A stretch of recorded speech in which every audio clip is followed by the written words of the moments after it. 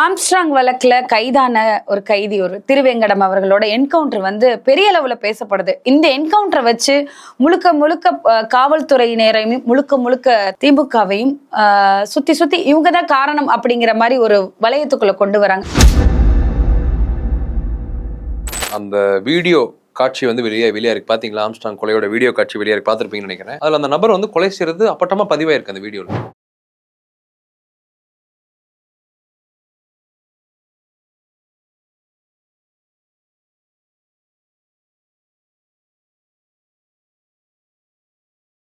எல்லாமே சாட்சிகள் இருக்குது. இப்ப இந்த நபர் தப்பிச்சு போறப்ப என்ன பண்ண முடியும்? இந்த நபர் வந்து காவல்துறையிடம் தப்பிக்க முயற்சி பண்ணாலதான் ஷூட் பண்ணிருக்காங்க. முயற்சி பண்ணி எவ்வளவு தூரம் மூடி வந்து எங்க சுட்டிருக்காங்க அதை யோசிச்சிங்களா?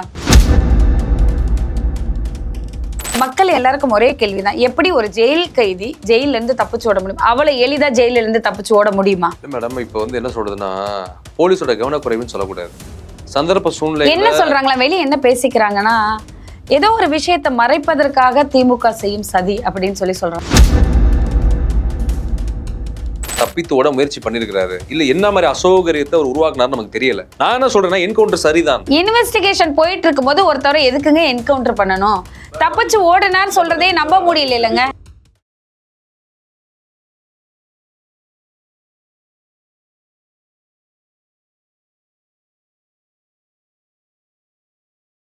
வணக்கம் காஸ்ட்ரோ. வணக்கம் மேடம். ஆம்ஸ்ட்ராங் வழக்குல கைதான ஒரு கைதி ஒரு திருவேங்கடம் அவர்களோட என்கவுண்டர் வந்து பெரிய அளவுல பேசப்படுது.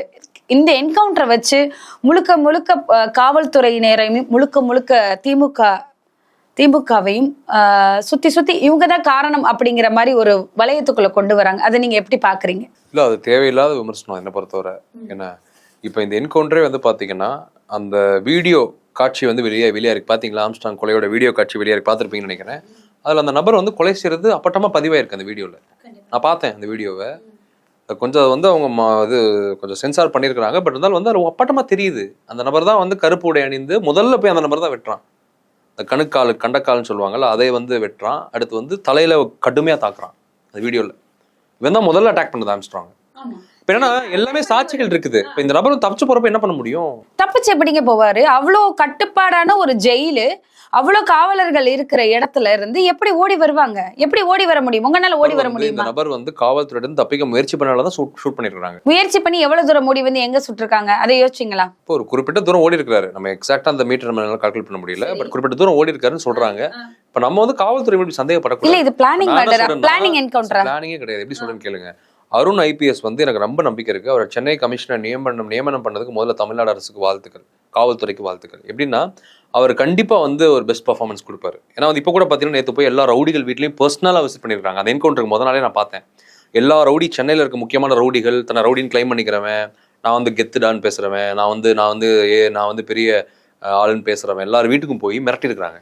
நீ வந்து கத்தியை கையில் எடுத்தேன்னா உடம்புல உசுர் இருக்காது அப்படின்னு சொல்லி மிரட்டிருக்காங்க. பகிரங்கமா மிரட்டிருக்காங்க.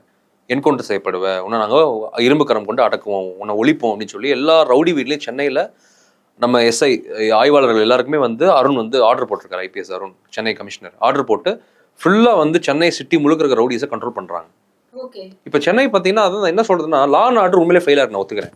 சட்ட ஒழுங்கு சீர்குலைந்து இருக்கிறது தமிழ்நாட்டிலேயும் சரி சென்னையிலையும் சரி, நான் ஒத்துக்கிறேன். நம்ம வந்து எப்படி சொல்றதுன்னா, இதை வந்து நம்ம ஏற்றுக்கிட்டு தான் ஆகணும். இதை நம்ம பூசி முழுகக்கூடாது, உண்மையை தான் நம்ம பேசணும். அப்போ அந்த லா அண்ட் ஆர்டரை கண்ட்ரோல் பண்றதுக்கு இன்னைக்கு சரியான ஆக்ஷன் எடுத்துட்டு இருக்காரு. அப்ப திருவேங்கடம் தப்பிச்சு போறப்ப ஷூட் பண்ணி தான் ஒரு வழி இல்ல. ஒரு கேள்விதான், மக்கள் எல்லாருக்கும் ஒரே கேள்வி தெரியல. மக்கள் எல்லாருக்கும் ஒரே கேள்விதான், எப்படி ஒரு ஜெயில் கைதி ஜெயில இருந்து தப்பிச்சு ஓட முடியும்? அவளை எளிதா ஜெயில இருந்து தப்பிச்சு ஓட முடியுமா? மேடம், இப்ப வந்து என்ன சொல்றதுன்னா, போலீஸோட கவனக்குறைவுன்னு சொல்லக்கூடாது. சந்தர்ப்ப சூழ்நிலை என்ன சொல்றாங்களா, வெளியே என்ன பேசிக்கிறாங்கன்னா, ஏதோ ஒரு விஷயத்தை மறைப்பதற்காக திமுக செய்யும் சதி அப்படின்னு சொல்றாங்க. திமுக வந்து இதுல வந்து ஆம்ஸ்ட்ராங் கொலையிலயோ இல்ல வந்து மறைக்கிறதுக்கு என்ன இருக்கு? அப்புறம் எதுக்கு சுத்தி சுத்தி திமுக வந்து முதலமைச்சர் ஸ்டாலின் தான் சொல்லியிருக்கிறாரு, இந்த மாதிரி வந்து ஆம்ஸ்ட்ராங் கொலையில் ஈடுபட்ட கைவர்களை நாங்க வந்து இரும்பு கரம் கொண்டு அடக்குவோம், அவர்களுக்கு உச்சபட்ச தண்டனை வாங்கி தருவோம் சொல்லி ஆம்ஸ்ட்ராங் இல்லத்துக்கே போய் மனைவியை செஞ்சு பேசியிருக்காரு. இதுக்கு மேல உங்களுக்கு என்ன வந்து திமுக வந்து என்ன தொடர்பு இருக்குது தெரியல. தொடர்ந்து இதுதான் பேசுறாங்க. நீங்க எல்லா வலைத்தளங்களையும் பாத்தீங்களா பார்க்கல, இந்த விஷயம் தான் பேசிட்டு இருக்காங்க. இன்னொரு சந்தேகம், ஒரு சில சந்தேகங்கள் என்னன்னா வந்து, எப்படி ஒரு காவல்துறை இவ்வளவு பேரு காவல்துறை அலாட்டா இருக்கும் போது ஒரு பெரிய சம்பவம் நடந்திருக்கு, ஒரு தேசிய தலைவர் கொல்லப்பட்டிருக்கிறாங்க, அந்த இடத்துல அரெஸ்ட் பண்ண அந்த இதுல சரண்டர் ஆன ஒரு கைதி ஒருவர் இருந்த இடத்துல இருந்து அவர் எப்படிங்க கேட்டை திறந்துகிட்டு ஓடி வருவாரு? இல்ல மேடம், நல்லா நீங்க புரிஞ்சுக்கோங்க. ஓடும்போது அவரு நிறைய ரொம்ப தூரம் ஓடி இருக்கிறாரு, பிடிக்க முடியலையா? தப்பிக்க முயற்சி செய்தார். உடனடியா காவல்துறை என்கவுண்டர் செய்யறது காவல்துறை வழக்கம். இது நான் முழுக்க இந்த ஆம்ஸ்ட்ராங் மேட்டரை வச்சு ஒரு சதி வலைகளை பின்வது யாருன்னா எதிர்கட்சிகள், அதிமுகவும் பாஜகவும் தான். தயவு செய்து புரிஞ்சுக்கோங்க. இப்ப கூட பாத்தீங்கன்னா எல்லாருக்குமே தொடர்பு இருக்கு. ஆம்ஸ்ட்ராங் கொலையில் பலருக்கு தொடர்பு இருக்கிறது. அந்த உண்மை விசாரணை மூலமா அம்பலப்படுத்தப்படும், ஊரறிய செய்யப்படும். முழுக்க யாருக்கு சம்பந்தம் இருக்கு? திமுகவுக்கு இதுக்கு எந்த சம்பந்தமும் கிடையாது.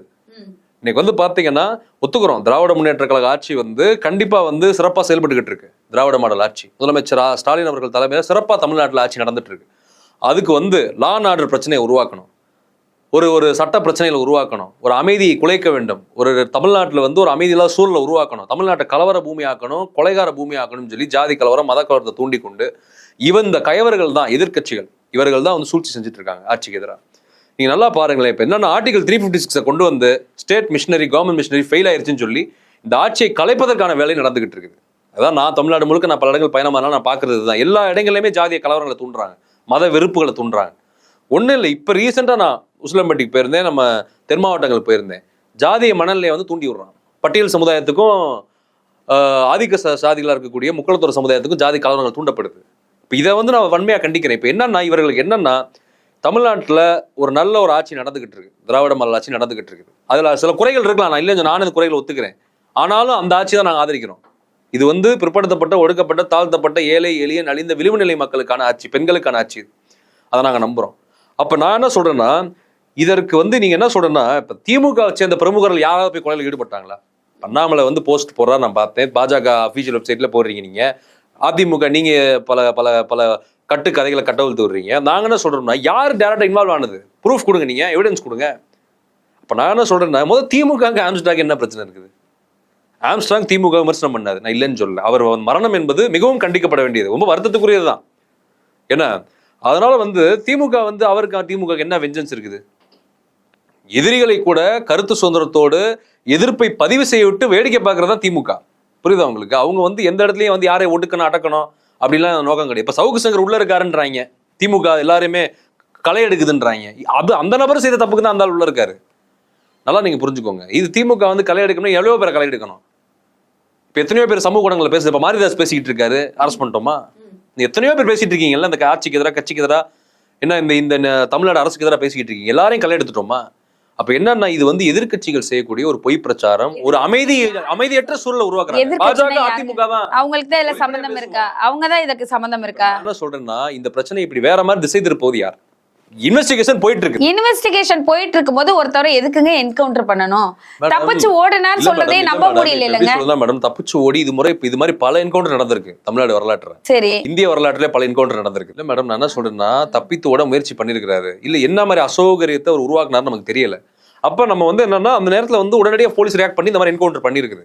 நான் என்ன சொல்றேன்னா, என்கவுண்டர் சரிதான், போலீஸ் இதுல எந்த தப்பும் கிடையாது. நீங்க ஏன் சந்தேகப்படுறீங்க? எனக்கு புரியல. எல்லாருமே காவல்துறையை சந்தேகப்படுறீங்க, நீங்க எல்லாரும் திமுக அரசை சந்தேகப்படுறீங்க, முதலமைச்சர் ஸ்டாலின் குடும்பத்தை கூட நீங்க சந்தேகப்படுவீங்க. அவங்களுக்கு இந்த என்ன இருக்குது? என்கவுண்டர் பண்ணாலும் அவங்களுக்கு என்ன பயன்? ஆம்ஸ்ட்ராங் கொலை செய்வதால் அவங்களுக்கு என்ன பயன்? புரியுதா உங்களுக்கு நான் சொல்றது? உங்களுக்கு இப்ப நான் என்ன சொல்றேன், ஆருத்ரா கோல்டு இருக்குல்ல, வாங்க அப்படியே பேசுவோம், வாங்க. ஆருத்ரா கோல்டு இருக்குல்ல, அதுல உண்மைகளை கண்டறியக்கூடிய ஒரு வேலைகள்ல ஆம்ஸ்ட்ராங் இறங்கினாரு. அவங்க தாழ்த்தப்பட்ட ஏழை எளிய மக்கள் அதுல பாதிக்கப்பட்டிருக்காங்க. நல்லா புரிஞ்சுக்கலாம். ஆருத்ரா கோல்டு வழக்குல வட தமிழ்நாட்டில் இருக்கக்கூடிய வன்னியர் சமுதாயம், பறையர் சமுதாயம் அதிகமாக பாதிக்கப்பட்டுச்சு. அப்ப அந்த சமுதாயத்தை சேர்ந்தவர்களுக்காக போய் குரல் கொடுத்தார் ஆம்ஸ்ட்ராங். அதுல எந்த மாற்றுக்கு அதெல்லாம் பாராட்ட வேண்டிய விஷயம் தான் ஆம்ஸ்ட்ராங் பண்ணது. அவங்களுக்காக அந்த பணத்தை பெற்றுத்தர வேண்டும், நீதியை பெற்றுத்தர வேண்டும். 2000 கோடிக்கு மேல ஒரு பண சுருட்டல் நடந்திருக்குது. அப்ப அந்த வழக்குல நீங்க பாருங்க, பண சுருட்டல் நடந்தது மட்டும் இல்லை, எத்தனை குடும்பங்கள் தூக்கு போட்டு செத்தாங்க, சூசைட் பண்ணி செத்து போனாங்க. அப்ப அதற்கெல்லாம் ஆம்ஸ்ட்ராங் குரல் கொடுத்தாரு. அப்ப குரல் கொடுத்த ஆம்ஸ்ட்ராங் திடீர்னு இந்த மாதிரி ஆற்காடு சுரேஷ் அப்படிலாம் கனெக்ட் பண்ணி பாருங்க. ஆற்காடு சுரேஷ்க்கு அந்த ஆருத்ரா கோல்டு குரூப்புக்கு தொடர்பு இருந்தது. அப்ப இப்பெல்லாம் நீங்க கனெக்ட் பண்ணீங்கன்னா ஏன் ஆம்ஸ்ட்ராங் இறந்து போறாரு? ஆற்காடு சுரேஷ் தம்பி இதுல தடையிட்டு இருக்காரு. அப்ப நீங்க இதெல்லாம் அப்படி கனெக்ட் பண்ணி பாருங்க. அப்ப நம்ம ஆருத்ரா கோல்ட்ல யார் பாஜக அலுவலகத்துக்கு முன்னாடி போய், மேடம் கேளுங்க, பாஜக அலுவலகத்துக்கு முன்னாடி போய் ஆருத்ரா கோல்டால பாதிக்கப்பட்ட மக்கள், சாமானிய ஏழை எளிய ஒடுக்கப்பட்ட தாழ்த்தப்பட்ட பிற்படுத்தப்பட்ட மக்கள் தான் பாதிக்கப்பட்டாங்க, உயர் சாதியினர் பாதிக்கப்படல. யாருக்கு போராட்டம் பண்ணாங்களா இல்லையா பாஜக அலுவலகத்துக்கிட்ட? நடந்ததா இல்லையா? அப்ப திமுக அது காரணம், முதலமைச்சர் ஸ்டாலின் குடும்பம் அது காரணம். ஹரீஷ்க்கு யார் அடைக்கலம் கொடுத்தது? பாஜக. அமர் பிரசாத் ரெட்டியோட தொடர்பு அதுல இருக்கா இல்லையா? அண்ணாமலை தொடர்பு அதுல இருக்கா இல்லையா? அப்ப எதுக்கு எடுத்தாலும் இவங்களுக்கு என்னென்ன அந்த அதிமுகவுக்கும் பாஜகவுக்கும் இரண்டும் இருபக்க நாணயத்தின் இரு பக்கங்கள் தான். இவர்களுக்கு திமுக அரசை கலைக்க வேண்டும், திராவிடத்தை ஒழிக்க வேண்டும். ஏன்னா இதுதான் நம்ம பட்டியல் சமுதாயம், பிற்படுத்தப்பட்ட ஏழை எளிய நலிந்த விளிம்பு நிலை மக்கள், சாமானிய மக்கள், பெண்களுக்கான பாதுகாப்பு மிக்க ஒரு அரசா இருக்குது. குறைகள் இருக்குது, நான் இல்லைன்னு சொல்லல, எல்லா ஆட்சியிலும் குறைகள் இருக்கும், தவறுகள் நடந்திருக்குது. ஆனா தவறுகளை சீர்திருத்தம் செய்து தான் இருக்காரு முதலமைச்சர். அதனால இன்னைக்கு பாத்தீங்கன்னா முக்குளத்தோர், பறையர், பல்லர், சக்கிலியர் எல்லா சமுதாயம் நாங்க ஒன்னா தான் இருக்கோம், நாங்களாம் ஒற்றுமையா தான் இருக்கிறோம். நீ காலத்தை தூண்ட பாக்குற, அப்படிப்பட்ட அந்த பாச்சாலம் இங்க பலிக்காது. வட இந்தியாவில் நீங்க பண்ணக்கூடிய ஜாலங்கள் இங்க பலிக்காது. இது பெரியார் மண், இங்க எல்லாருமே ஒற்றுமையா தான் இருக்கிறோம். இப்ப என்னன்னா இதற்கு இவர்கள் இந்த ஆட்சியை கலைக்க வேண்டும், அதான் அவர்கள் நோக்கம். அதற்கு இவர்கள் இந்த மாதிரியான பிரச்சனைகளை உருவாக்கி கொண்டே இருப்பார்கள். இதில் நம்ம மக்கள் தெளிவா இருக்கணும். திராவிட முன்னேற்ற கழக சகோதரர்கள், தோழர்கள் ரொம்ப தெளிவா இருக்கணும். எதிர்கட்சியை சேர்ந்து இந்தியா கூட்டணி தோழர்கள் ரொம்ப தெளிவா இருக்கணும், விவரமா இருக்கணும். நமக்குள்ள பிளவுகள் இருக்கக்கூடாது, ஜாதிய மத ரீதியான பிளவுகள் இருக்கக்கூடாது. நாம் ஒற்றுமையா இருந்தால்தான் தமிழ்நாட்டை பாதுகாக்க முடியும். அதனால திராவிட முன்னேற்ற கழக ஆட்சி எல்லாருக்கான ஆட்சி, அதை நாங்கள் பாதுகாப்போம். அதுல எந்த மாற்று கருத்தும் கிடையாது. கண்டிப்பா. நன்றி கேஸ்ட்ரோ, தொடர்ந்து பேசலாம்.